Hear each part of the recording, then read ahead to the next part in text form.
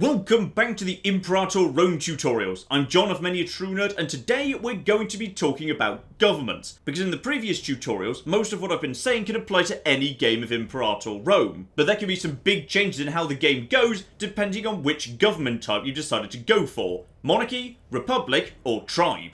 So let's start off with monarchy, which is arguably the simplest government type, and to help me talk about that, we're going to be joining Sparta today. So let's start off with the basics here. In a monarchy, a leader rules for life, and this can be a bit of a double-edged sword. So for example, our Basileus, or king here, is only 20 years old, meaning there's an excellent chance he'll be leading us for decades. Now that does provide a nice amount of stability, because it means we know for decades into the future exactly where our leader's strength lies, but equally any weaknesses that our leader has, we're going to be stuck with for a very, very long time indeed. So for example, on this occasion, we've got finesse of only 4. Civic power is going to be coming in fairly slowly, meaning we might struggle to keep up technologically. And as you might reasonably expect, one of the biggest questions that monarchies specifically have to deal with is that of succession and their own family, as by default your eldest son will become the ruler on your death. This of course is not always a desirable situation if your eldest son happens to be absolutely terrible. And in the specific case of Sparta right here, we don't know, because the primary heir is still a baby. Luckily, you have slightly more flexibility there than you might be expecting. As a monarch, you probably have an easier time changing the laws than any other type of government, and succession laws are among those. So if, for example, it turns out your eldest daughter is much more capable than your son, or you have a younger brother who might do a better job than any of your children, you can change the succession laws to suit who you'd like to be the next ruler. Unfortunately, some people aren't desperately keen on monarchies, in particular, those who aren't directly related to you and thus have no chance of ever being the monarch. And that's what these individuals down at the bottom of the government tab are. Individuals who are extremely popular or prominent, or if you have them, other children and family members. The term for these individuals is pretenders, and these guys can be trouble. For example, you may recall how we discussed in a previous tutorial, generals can be trouble for any empire, because if they start winning the personal loyalty of their troops, their loyalty to the state will start ticking down over time, and trying to reduce the risk of them rebelling can be very, very expensive indeed. Well, pretenders are also losing loyalty, constantly, just for being a pretender, and I'm sure it goes without saying, do not allow a pretender to be a general under any circumstances. The loyalty loss is too high, it would be catastrophically dangerous. In fact, I'd say for monarchies this is such a big deal, it's worth just turning wages up to maximum on the economy screen immediately the moment the game begins. It doesn't cost you a huge amount more, but it does mean that every single character in the Empire gains loyalty of 0.1 every month. And in a world where multiple characters will be losing loyalty every single month forever, that is very much a good idea. But it gets worse yet, because all the prominent people in your empire will decide to back one of the 4 possible successors, and they're not necessarily going to go for your choice. On this occasion, 2 people have decided the baby should be king, and everybody else has decided it should be the top pretender instead. They don't give specific reasons, but on this occasion, it's because the heir is a baby. Here we go, time's moved on and things are settling down. My baby has grown up, he's 13 years older, and he's looking okay to be honest. Not spectacular, but some decent enough stats, he'll probably get a bit better yet, and he's picked up the intelligent trait, which is perfectly good as well. As a result of that, everyone decided to get behind my son. Only one person is backing one of the pretenders, and if I had to guess, I'd say that's probably one of his personal friends. So Phalarchus Phalarchid, there we go, Phalarchus Phalarchid. So people do tend to be backed by their personal friends if they've got any, but for the most part the entire nation has decided to back my son. Now for the moment this is all looking pretty positive, because the nice thing about monarchy is, it's lovely and stable, you've got a king for a long period of time. Right up to the point where the king dies, where everything can go wrong incredibly quickly. Because that's the moment when the pretenders might take their shot to become the new leader. But to do that, they're going to need low loyalty, they're going to need friends, they're going to need money to build up their own army, and they're going to need backers so they think they've got a chance. At the moment, if my Basileus were to die tomorrow, there'd be a nice smooth transition. It wouldn't be a problem at all. And in part that's due to the unique mechanic that monarchies have to deal with. Legitimacy is basically a way of judging whether people think you're doing a good job as king. And that increases primary heir attractiveness. People believe in the monarchy, so they're happy for its workings to continue unchallenged, and the king's eldest son to become the next king. But this is where things start getting a bit on the nasty side, because legitimacy is also impacted by how many people are following pretenders. So if a few too many people start following a pretender just because they're personal friends, then that would reduce legitimacy, which would go on to reduce heir attractiveness, leading to more people supporting pretenders, leading to legitimacy falling even further, and that could get out of control very quickly indeed.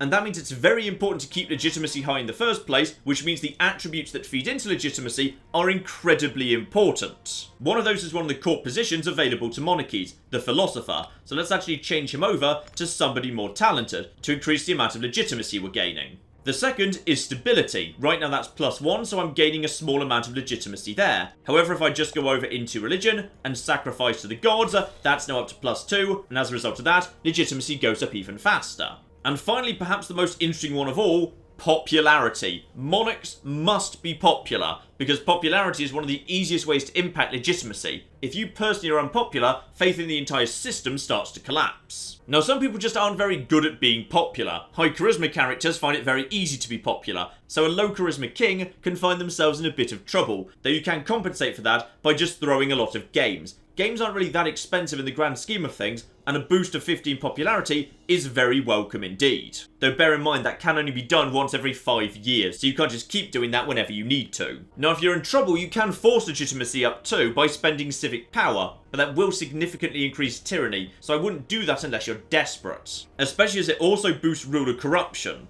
and legitimacy is directly reduced by corruption, so you're hurting yourself in the long run. So just to show you the other side of the coin, I've jumped ship over to Egypt for a second to show you how badly things can go wrong. So on this occasion, legitimacy is 46% and starting to go down, stability is not great, the ruler's a bit unpopular, and support for pretenders is having a major impact. So let's see how easy it is to try and fix this. So I can spend a bit of religious power getting my stability up slightly at least. There we go. Get that back up into the positive. That's all I can afford for the time being. Now the ruler's a bit on the unpopular side, so let's actually hold some games here. There we go. 15 popularity up right there. And I've already got a good philosopher up here. Potentially there might be someone... No, there's no one better for the job. That's literally the best person I've got. So even with a Zeal 9 philosopher, even having just thrown some games, even with positive stability, and even with basically 0 ruler corruption, legitimacy is still going down. So right now 15 people are supporting my eldest son, 12 have gone for my eldest daughter, and 1 person's just going for this guy. I'm not 100% sure why.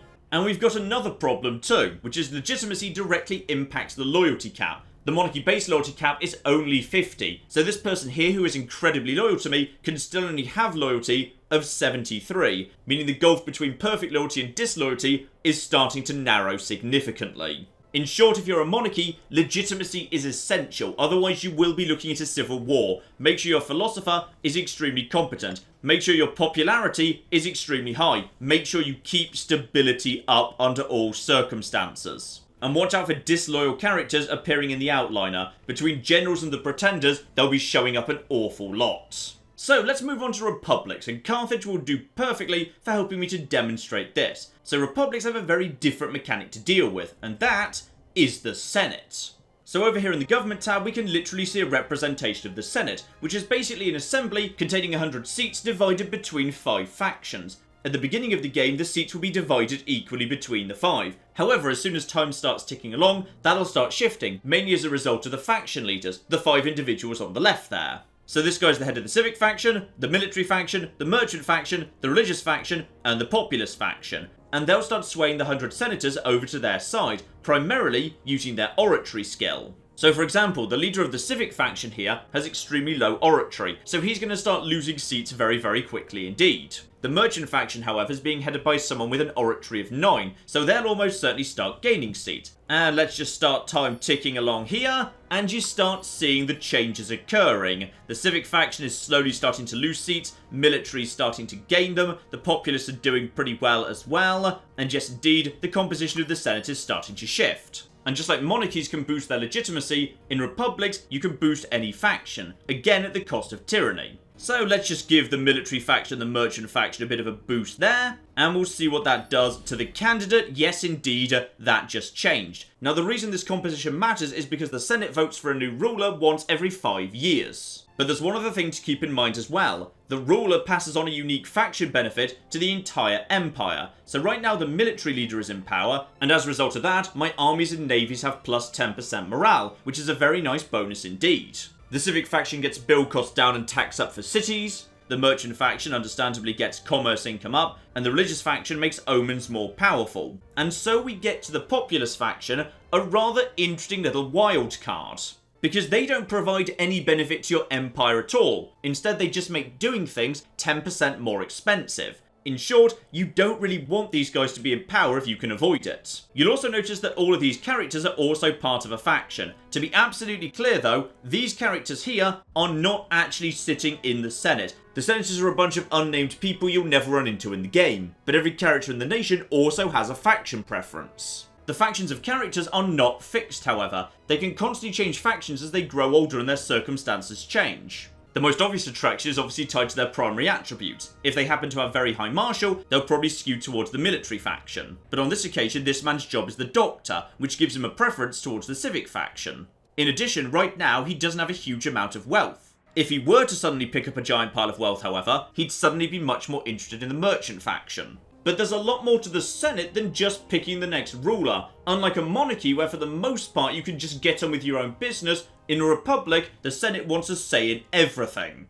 For example, if I wanted to change the anti-corruption law here, the thumbs up means the Senate would be willing to get behind that. But of course, the breakdown of the Senate impacts what they are and aren't going to be happy with. So say I want to make a change to religious law. The religious faction are totally behind that, but the other factions don't really care one way or the other. As a result of that, if I want to make this happen, I can do it, but pushing it through the Senate would increase tyranny by a further 5. The Senate also has an opinion on declaring war. Obviously, the militarist faction very much in favour of that. The merchants, meanwhile, tend to want to avoid it. The Senate also has a view on major character actions, imprisoning characters and then executing them, for example, or even on the positive side, giving them a triumph after a military victory. As a general rule though, the Senate's mostly fine with you doing minor things. It only gets angry and tries to block you when you're making major policy changes or war declarations. And here you'll see something very interesting is going on with the Republic, which is it can be very difficult to predict who's actually going to be the next leader. Right now the primary candidate is the head of the religious faction, despite the fact that they've actually got the second smallest number of seats in the Senate. How exactly has that happened? Right now he has the backing of 15 senators, and while the military faction does have 31 seats, factions don't vote as a block, so their vote is divided between multiple candidates,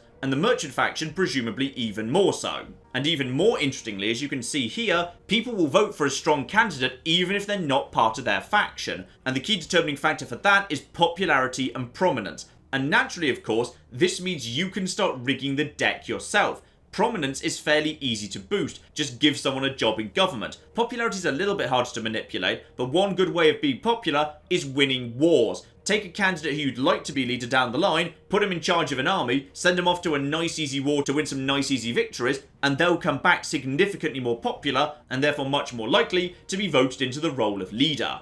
Alternatively, if I decided I didn't like this guy, I could try and reduce his popularity to reduce the chance of other factions backing him, so I can spend 25 oratory smearing his reputation. Naturally, one of the greatest strengths of a republic is the flexibility of it, but that flexibility can also be a weakness. Republics are extremely unpredictable, as you can see here from the fact that a very minor candidate is actually likely to be our next leader. And we also need to talk about a republic's greatest nemesis, and that is tyranny. In a republic, I find tyranny tends to go up very, very fast indeed, purely because so many actions need Senate approval, and if they're not 100% on board, forcing it through increases tyranny by a further 5. And tyranny's an odd one because it does have an upside. High tyranny leads to high slave output, and that means more tax revenue. But I don't think it would ever be worth it because of the risk of disloyal generals. Between tyranny and loyal cohorts, those guys could lose loyalty terrifyingly quickly. And one final note about a republic. Sometimes if the Senate gets a bit too much in your way, you might want to consider temporarily cancelling it. You see, while you're at war, republics have an option available to them: appointing a dictator. It postpones elections and gives your armies bonus morale. In short, if you've got an excellent military leader in place, but a war you're engaging in is not quite done yet, you might want to temporarily make your leader dictator, just so he can get the job done. And as a bonus on top of that, while he is dictator, the Senate is much more happy with just about any proposition you can put to them. And if you feel like making that a bit more permanent, over here in the Decisions tab, some republics have the ability to transition into permanent dictatorships, effectively becoming a monarchy. So, to talk about tribes, let's go over to Getia, just north of Macedon here.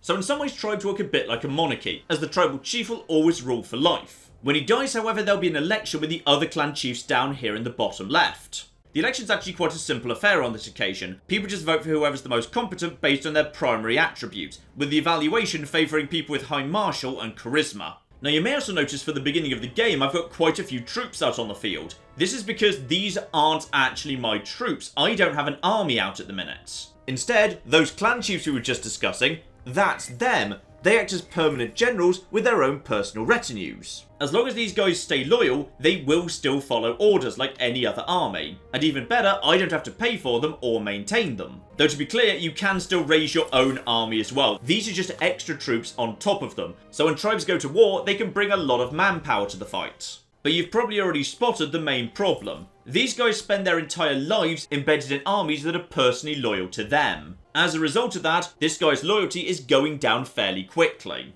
And unlike other forms of government, because these are their own private troops, you can't use the reward veteran function to remove the troops' loyalty to these leaders. They'll always be loyal to these leaders because they're effectively the leader's personal bodyguard. And the options you do have are not exactly desirable either. I can exalt a particular clan chief, but that makes the loyalty of the others go down even faster. Which is why these guys have a special option by default. Effectively, if loyalty gets too low and you can't manage it, you can basically split these guys off into their own tiny country that becomes a tributary, paying you a small amount of money every month. And it gets even worse yet, because the clans are incredibly resistant to change. If you want to change any law, every single clan chief immediately loses 20 loyalty. But of course now we have to discuss the best thing about tribes, and that is the ridiculous level of flexibility that they offer you. A tribe can become pretty much anything, and that is thanks to the centralization mechanic. In short, one of the big decisions you have to make as a tribe is whether you want to slowly move towards centralization and civilization, or move more towards decentralization and becoming a massive barbarian horde. Both of them are totally valid directions. So at the start of the game for Getia, centralization has no effect one way or the other. If you were to change the centralization laws, however, you could start that ticking up or down. So let me just jump over to a settled tribe I've been centralizing here. These guys, I invested heavily in laws that promoted centralization, and there are downsides to centralization. The clan retinues, those free armies, are smaller than they might be. However, civilization has started to rise. And as a result of that, civilization in my capital has reached 34, 10% of that coming from positive centralization, another 4% of that coming from technology I've already researched. And if I can just keep civilization ticking up by taking the right technologies, I can actually convert my tribe into a monarchy, exactly the same as we were discussing earlier. Alternatively, I can get them to embrace democracy and turn them into a republic. So a tribe has a choice of becoming either of the sorts of governments we've already discussed. It's also worth mentioning at this point a little detail about tribesmen. The thing about these guys is they produce a tiny bit of money and a tiny bit of manpower, but they're not as good as slaves or freemen. The point of them is that they like living in low civilization areas. Freemen and citizens hate being inside low civilization areas. You can see up there, the citizen's got a very sad face next to him, because he doesn't like being out in the middle of nowhere. If, however, we slowly civilize this place, the citizens will get slowly happier, and as for the tribesmen, they'll get slowly more and more upset. Which is why one of the benefits of centralization is the cost of promoting tribesmen to freemen gets cheaper, because at some level of civilization, you'll want to do that, because the tribesmen will start getting uppity. In short, if you choose to centralize, you can become a republic or a monarchy. But what if you decide to go in the other direction? Well, I've moved over to a Germanic tribe here. These guys start off extremely decentralized. And as you'd expect from the benefits we saw with centralization, the size of clan retinues goes up as you decentralize. And that starts getting powerful very, very quickly indeed, because as your empire grows, you can add more and more clans to it. In short, you could find yourself with 4 or 5 clans with 8,000 odd men very early on in the game, 40,000 troops, and you're not paying for any of them. A very good deal indeed. But here's the real magic. Once you decentralize enough, you can literally become a wandering horde. So right now, this town belongs to me, but if I just spend a bit of oratory, I literally abandon that town, it doesn't belong to anybody anymore, and instead, I've got a migration force made up of 4,000 light infantry. So having turned 2 cities into wandering hordes over here, let's say I've decided I'd rather have this guy's land instead. So normally, of course, you need to occupy the land and then agree a peace treaty. Not if you're a wandering horde, you don't. Having occupied the territory, I can just absorb it immediately, as long as the number of cohorts in my army is greater than the number of locals. Before I do that, however, I might want to raise it. The reason I would do that is because it reduces civilization level, and as I was mentioning before, tribesmen don't like high civilization, so trashing a high civilization town before you move in can be a good idea, otherwise you're going to have some unhappiness. And there we go. I just own that now. It immediately moves into my empire. Migratory tribes are the only type of empire in the game able to take land during a war without arranging a peace first, and it's wonderful. And of course the massive advantage of that is it means you can take giant parts of territory without needing war score. They can move in, occupy, take the territory, and then white peace, because the territory's already been taken. In fact, there's nothing to stop you packing up the entire empire and marching it wherever you want, though naturally, that would take a huge amount of oratory to do. In short, tribes are fascinating because there's no direction you can't take them. You can turn them into republics, monarchies, or giant migratory hordes, and there's nothing to stop you swinging between all of these in a single game. So that's a quick look at the different types of government in Imperator Rome, and I think that's actually a pretty good summary of the basics. So next time is going to be the final tutorial where we wrap up everything we've been discussing in every part so far, and discuss the best opening moves in any new game. Hopefully, I'll see you there.